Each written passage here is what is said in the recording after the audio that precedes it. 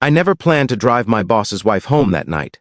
It was supposed to be a simple thing, just another quiet favor in a long line of small, forgettable moments that made up my life. But looking back now, I understand something clearly. Some nights don't ask for permission before they change you. They just happen, slowly, softly, and then all at once. It was late autumn in Connecticut, the kind of evening where the cold sneaks in early and stays. The sky hung low and gray, heavy with the promise of rain. I had just finished locking up the office, my shoulders aching from another long day of pretending everything was fine. My boss, Richard Hale, had already left hours earlier. He always did. Important men usually do. I worked as his personal driver and operations assistant, a strange title that meant I did a little of everything, and a lot of nothing that ever earned real recognition. Richard paid well, though, enough to keep my life steady, predictable, quiet, and quiet was something I had learned to rely on. I was heading toward my car when I heard my name. "Evan?" Her voice stopped me in my tracks. I turned slowly, already knowing who it was. Everyone in the building knew her voice. Calm, soft, almost careful. Claire Hale stood near the glass doors, her coat pulled tight around her, a small leather purse clutched in both hands. She looked tired, not the dramatic kind of tired people talk about online, but the deep, settled exhaustion that lives behind the eyes. "I didn't realize anyone was still here," she said. "I was just leaving," I replied, keeping my tone neutral. "Respectful. Safe." She nodded, then hesitated. That pause, barely a second, was the first crack in everything. "My driver canceled," she said quietly, "and Richard already left. I was wondering, if it's not too much trouble—" The sentence trailed off unfinished. She didn't need to say the rest. I should have said no. I should have suggested a ride service or called the office dispatcher. I should have remembered who she was. But instead I heard myself say, "Of course, I can take you home." Her shoulders relaxed in a way that felt too intimate to notice, yet impossible to ignore. "Thank you," she said. "I appreciate it." We walked to the parking garage in silence. The sound of our footsteps echoed between the concrete walls.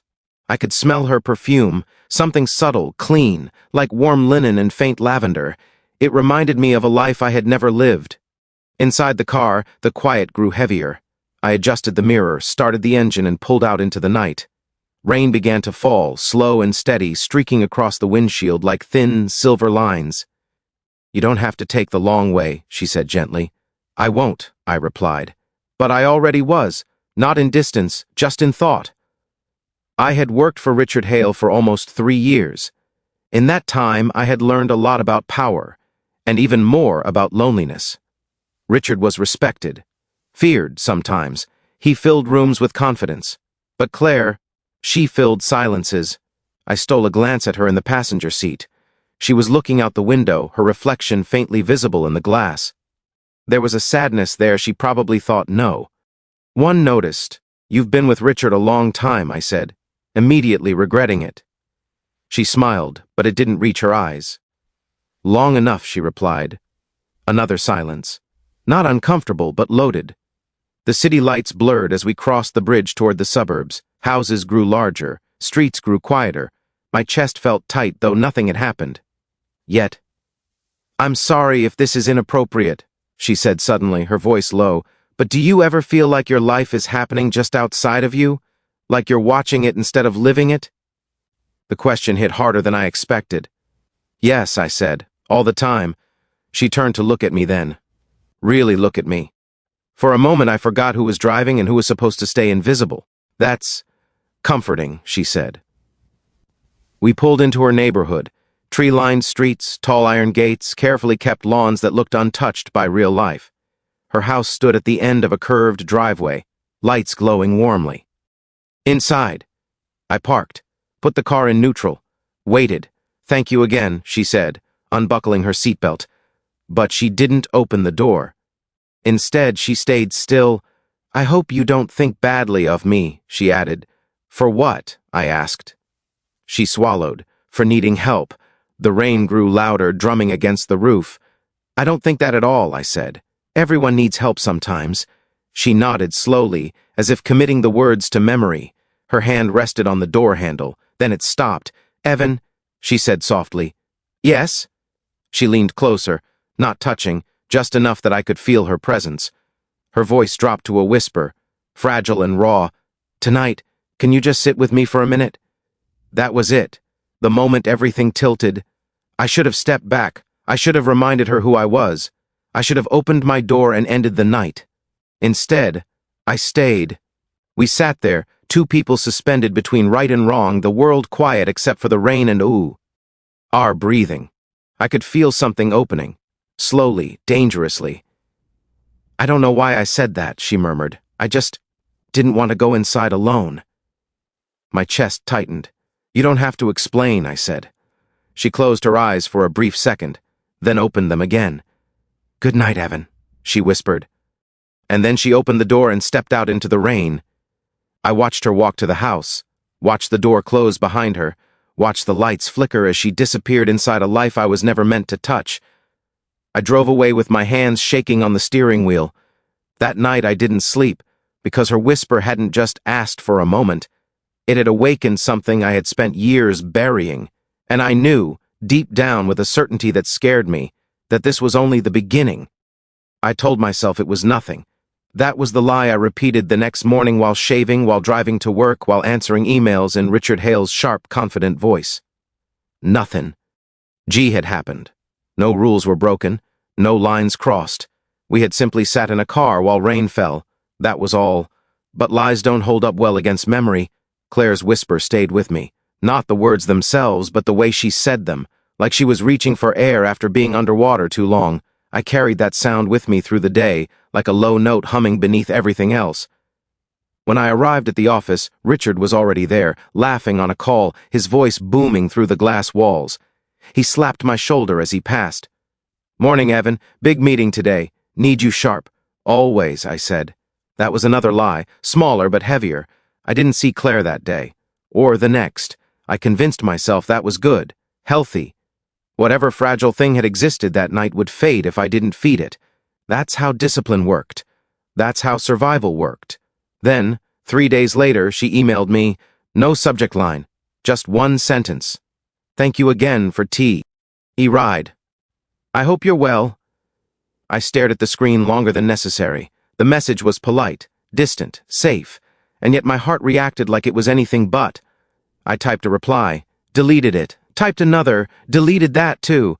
Finally, I wrote, "Of course. Anytime. I'm glad you got home safely. Professional. Harmless." Her response came almost immediately. "Would you be free tomorrow evening, just for a short drive?" I should have declined. I stared at the words, my pulse quickening. The rational part of me listed all the reasons to say no. She was my boss's wife. My livelihood depended on distance. My entire life depended on not complicating things.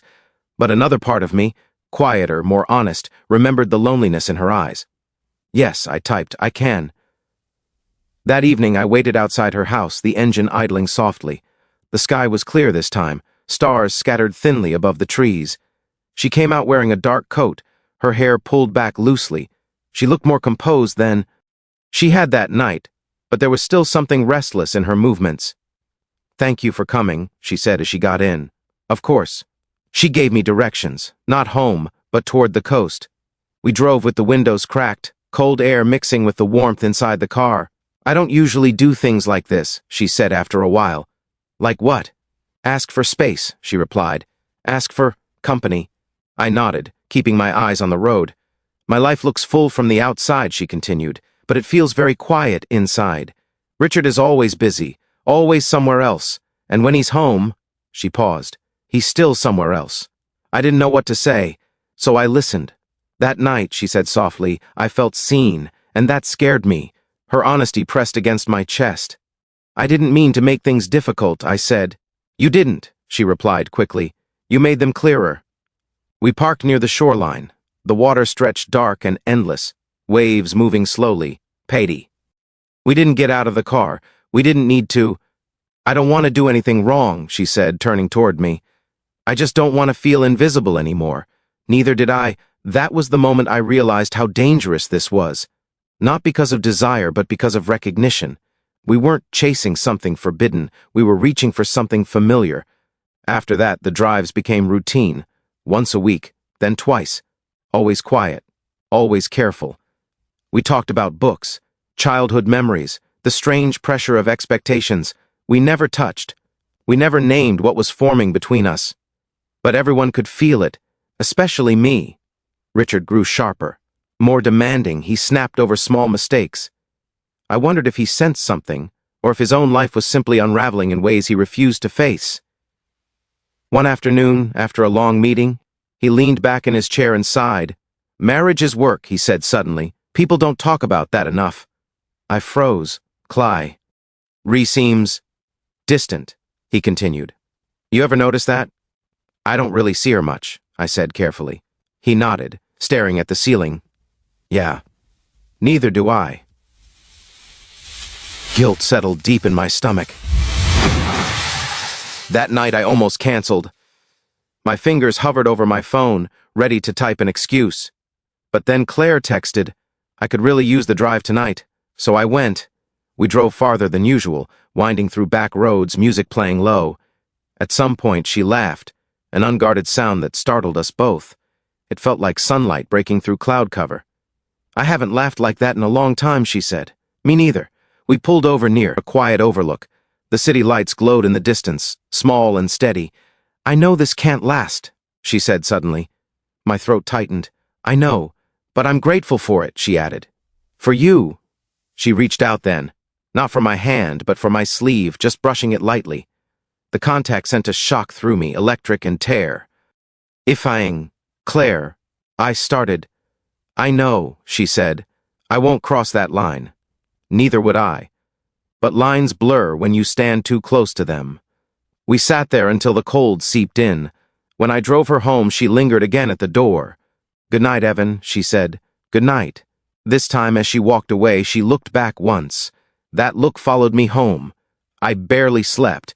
By morning, I knew something had to change. Either this would end or it would end us. At the office, Richard called me in unexpectedly. "Evan," he said, folding his hands, "I need you to do something personal for me." My heart dropped. "I'm going out of town next week," he continued. "I want you to check in on Claire, make sure she's all right. She doesn't like being alone." The irony was almost unbearable. "Of course," I said. As I left his office, I understood the truth I had been avoiding. I wasn't just part of the story anymore. I was standing in the middle of it. And sooner or later, something was going to break. By the time Richard left for his trip, winter had settled in quietly, the way it does when no one is paying attention. Frost clung to the edges of sidewalks in the early mornings, and the air carried a sharpness that made every breath feel deliberate. Things like that make you more aware of yourself, your body, your choices, your mistakes. I tried to be careful. That week, I told myself I would keep my distance. I would do exactly what Richard asked and nothing more. I would check in, make sure Claire was safe, and then leave. Simple, clean, responsible. But life has a way of complicating plans the moment you believe in them. On the first evening Richard was gone, I drove to the Hale house just after sunset. The place looked different without him there. Quieter, less guarded. The lights inside were softer, fewer rooms lit, like the house itself was resting. Claire opened the door before I even rang the bell. "You didn't have to come so early," she said, surprise. "Ed, I wanted to make sure everything was okay," I replied. She stepped aside to let me in. The warmth hit me immediately, carrying the faint smell of something baking. Cinnamon. Apples. "I made too much," she said, noticing my glance toward the kitchen. "It happens when I'm nervous." "About being alone?" I asked. She hesitated. "About being honest." We sat at the kitchen table, mugs of tea between us. The room felt lived in a way I hadn't noticed before. Small details, family photos, a chipped corner on the counter that suggested real life, not the polished image Richard carried everywhere else. "I don't want this to be confusing," she said quietly. "For either of us, it already is," I admitted. She smiled faintly. "At least we agree on that." I stayed longer than I should have. We talked about harmless things at first, weather, movies, places we'd never been. But slowly, naturally, the conversation drifted back to deeper waters. "I keep thinking," she said, tracing the rim of her mug, "that if I had been braver earlier, maybe things would be different." "Braver how?" "By admitting I was lonely," she said. "Even to myself." The word hung between us. Lonely. It was the same word I would have used if anyone had asked me to describe my life before that night in the car. A steady job, a quiet apartment. No real attachments. I had convinced myself that was enough. Loneliness doesn't mean failure, I said. Sometimes it just means you've been strong for too long. She looked at me then, eyes glossy but steady. You always say the right thing. I don't, I replied. I just say what I wish someone had said to me. That was the moment something shifted, not dramatically, not loudly, but enough that I felt it in my chest, like a door opening a fraction wider than before. When I left that night, she walked me to the door. No lingering, no whisper, just a quiet thank you and a soft good night. I drove home feeling both relieved and unsettled. The next evening, she called. I know you've already checked in, she said, almost apologetic, but the house feels too big tonight. I closed my eyes briefly before answering. I can come by. This time we didn't sit at the table. We sat in the living room, the lights dimmed, a single lamp casting long shadows on the walls. A fire crackled softly in the fireplace. I used to love nights like this, she said, before everything became so scheduled. What changed? She thought for a moment. I stopped being asked what I wanted. Her honesty cut deep, because no one had asked me that in years either. We sat close enough that our shoulders nearly touched. I was painfully aware of every small movement, her shifting position, the way she tucked her feet beneath her, the slow rhythm of her breathing. Evan, she said softly, can I ask you something? Yes. Do you think people can love more than once? She asked. Not at the same time, just again. I swallowed. I think people are capable of more than they allow themselves to be. She nodded, absorbing that. Her hand rested on the couch between us. Not reaching, not retreating. Just there. I stood abruptly. I should go. The disappointment on her face was immediate, though she tried to hide it. Of course, she said. I didn't mean to. You didn't, I interrupted gently. I just need to be careful.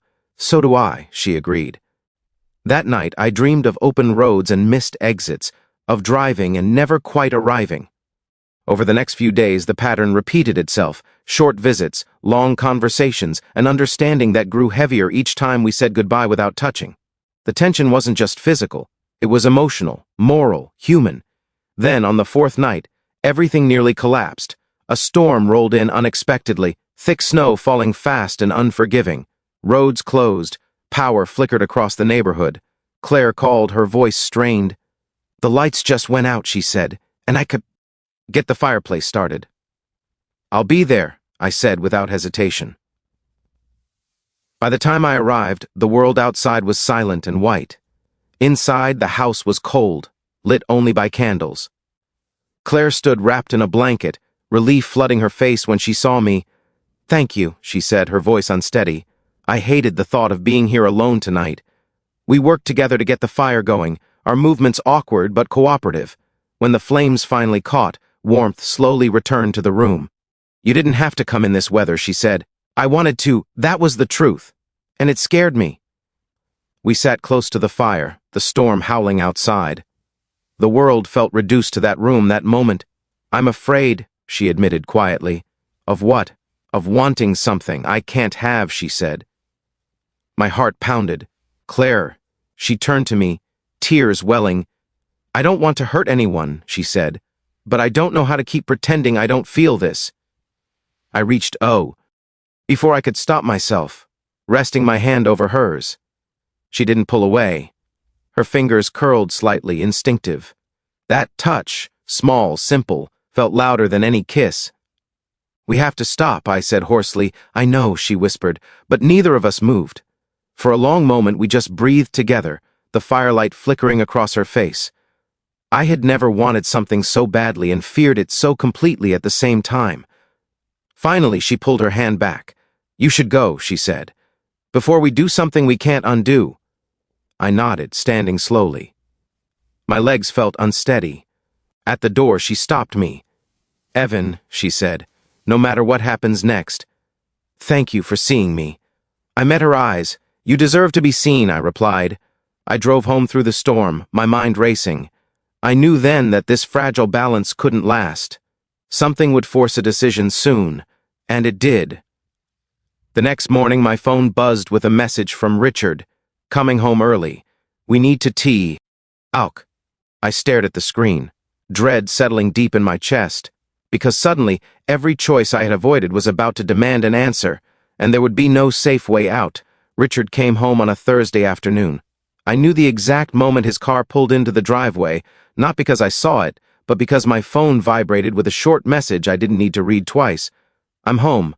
Come by the house this evening. No greeting, no explanation, just an order. All day, my body felt like it was bracing for impact. Every sound seemed louder, every decision heavier. I replayed every moment with Claire in my mind, searching for proof that I had crossed a line I couldn't uncross. We hadn't kissed. We hadn't confessed love. We hadn't done anything the world would call unforgivable. But the truth is, betrayal doesn't always begin with touch. Sometimes it begins with being understood. When I arrived at the Hale house that evening, the lights were fully on, every room. It felt less like a home and more like a stage prepared for confrontation. Richard opened the door himself. "Evan," he said, his voice calm, too calm. "Come in." Claire was in the living room, sitting straight, hands folded in her lap. She looked like someone waiting for a verdict. When our eyes met, something flickered between us. Fear, apology, and something deeper that neither of us could afford to name. "Sit," Richard said, gesturing to the chair across from them. I did. He didn't raise his voice. That was what made it worse. "I'm going to ask you something," he said, "and I want the truth." I nodded. "Of course. How often have you been here while I was gone?" The room seemed to shrink. I could feel Claire's presence beside me, tense and silent. "A few times," I said carefully.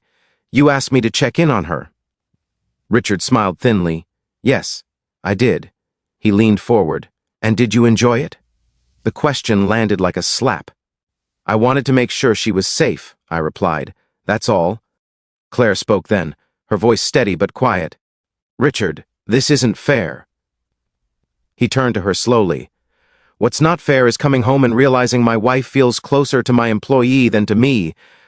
The word employee stung more than I expected. "I didn't mean for that to happen," she said. "But you weren't here. You're never here." "That's because I work," he snapped.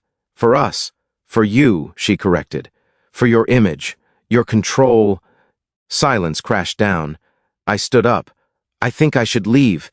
"No," Richard said sharply. "You're staying. You're part of this now." Claire looked at him, shocked. "You don't get to trap him in our marriage." "I'm not trapping anyone," Richard said coldly. "I'm clarifying boundaries." He turned back to me. "Tell me something, Evan. If you were in my position, would you trust you?"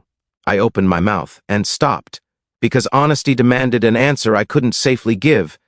"I don't want to hurt anyone," I said finally. "I care about Claire as a person, but I would never disrespect your marriage."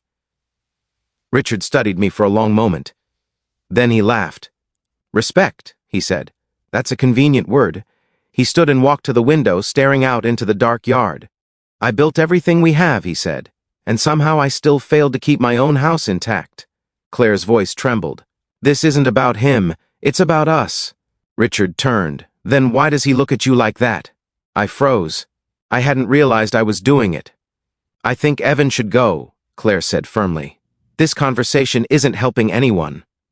Richard exhaled slowly. "Fine, go." I didn't hesitate. I grabbed my coat and moved toward the door. As I passed Claire, she whispered just loud enough for me to hear, "I'm sorry." I nodded once and left. I didn't drive home. I drove until the city thinned out, until streetlights turned into long stretches of darkness. I pulled over near an empty park and sat there, hands gripping the wheel, chest tight with everything I couldn't say. That night, I sent an email to Richard. "I think it would be best if I stepped away from my position." Effective immediately. I stared at the screen before hitting send. It felt like jumping without knowing where I'd land. The next morning, my phone rang. It was Claire. "I heard," she said softly, "about your resignation. I didn't see another option." There was a pause. "You shouldn't have to give up your life because of me." "I made my own choices," I replied. "Richard wants space," she said. "From everything. From everyone. I understand." Another silence. Heavier this time. "I don't know what happens now," she admitted. "Neither do I," I said. "But maybe that's not a bad thing." She let out a shaky breath. I wish we had met under different circumstances. So do I. We hung up without saying goodbye. Days passed. Then weeks. I found temporary work, smaller, quieter. I tried to rebuild routines. Sleep returned slowly, unevenly, some in I dreamed of firelight and snow and everything I almost touched. Then one afternoon, I saw her. We crossed paths at a bookstore downtown, completely unplanned. She looked different, lighter somehow, but sadder too. "Evan," she said, surprised. "Claire." We stood there, surrounded by shelves and strangers, unsure how to exist in the same space again. "I'm leaving Richard," she said suddenly. The words stunned me. "Not for you," she added quickly. "For me. I've been gone from myself too long." I nodded, respect and worry tangled together. "That takes courage. So does walking away," she said, meeting my eyes. "You taught me that." We talked for a few minutes more, about nothing important, about everything. When we parted, there was no touch, no promise, just understanding. That night I realized something essential. Love doesn't always arrive to stay. Sometimes it comes to wake you up, and once you're awake you can never go back to sleep. Time didn't rush to heal anything. It moved the way it always does, quietly, indifferently, taking days and turning them into distance. Winter loosened its grip, snow melted into memory. Life kept happening around me, even when I felt like I was standing still. After I left Richard's company, my world became smaller but more honest. I took a job managing operations for a mid-sized logistics firm in New Haven. Less money, less pressure, more sleep. I rented a modest apartment above a bakery, where mornings smelled like bread and second chances. It wasn't the life I had imagined for myself years earlier, but it was mine. Claire and I didn't speak for a long time after the bookstore, not because we agreed not to, but because we both knew that some spaces needed air before they could hold anything new. I followed through mutual acquaintances that she and Richard were moving forward with a quiet separation. No scandal, no public fallout, just two people finally admitting that what they had built no longer fit who they were. I told myself that was enough, that knowing she was choosing herself was the ending I needed. But life, it turns out, is rarely satisfied with tidy conclusions. Spring arrived gently. One afternoon, as I was leaving work, my phone buzzed with a number I hadn't seen in months. "Claire." I stared at the screen, heart thudding, then answered. "Hi," I said. "Hi," she replied. Her voice sounded steadier than I remembered. "I hope this isn't strange." "It's not," I said honestly. "How are you?" "I'm okay," she said. "Better than before. Still learning how to live without asking permission." I smiled despite myself. "That sounds like progress." There was a pause. "I'm in town this weekend," she said. "I wondered if you'd like to get coffee." "Just coffee." I didn't answer right away. Not because I didn't want to, but because I wanted to make sure wanting it wasn't the only reason. "Yes," I said finally. "I'd like that." We met at a small cafe near the harbor, the kind of place where no one hurried you, and conversations felt safe. When she walked in, I barely recognized her at first, not because she looked so different, but because she looked more like herself. Her hair was shorter, her posture more relaxed. There was a quiet confidence about her that hadn't been there before. "You look well," she said, as she sat down. "So do you." We ordered coffee, talked about ordinary things, books, work, places we wanted to see. It felt surprisingly easy, like two people who had already survived the hardest part. "I moved into my own place," she said casually, "small, bright. It feels honest." "I'm glad," I replied, and I meant it without reservation. She studied me for a moment. "You're different too." "I had to be," I said, "or everything would have meant nothing." That earned a soft smile. We didn't talk about Richard. We didn't talk about regret. We talked about the present, and that felt like a quiet victory. As we stood to leave, she hesitated. "I'm not asking for anything," she said. "I just wanted to say thank you for that night and everything after." "You don't owe me thanks," I replied. "We helped each other see the truth." She nodded. "Exactly." We parted with a simple hug, brief, respectful, enough.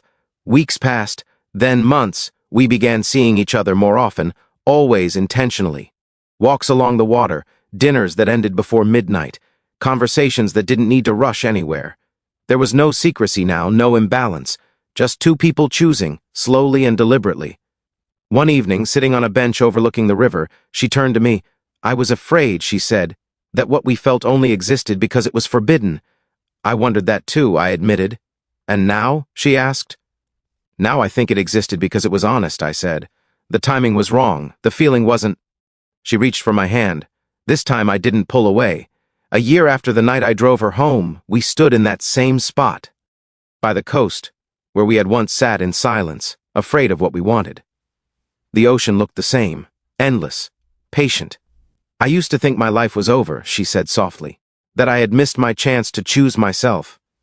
You didn't, I said. You just found it later. She leaned into me, her head against my shoulder. Do you ever regret it? She asked. That night, I thought about the rain, the whisper, the fear, the choices that followed. No, I said, it changed my life. But it didn't ruin it. She smiled. It changed mine too. We didn't promise forever. We didn't need to. We promised honesty. We promised presence. And that felt stronger than anything else. Some stories end with dramatic declarations. Ours ended quietly. Two people standing by the water, finally at peace with who they were and who they were becoming. Looking back now, I understand what that whisper really did. It didn't ask me to cross a line. It asked me to wake up. And once you wake up, you can finally choose how you want to live. That was the night everything changed. And this was what came after.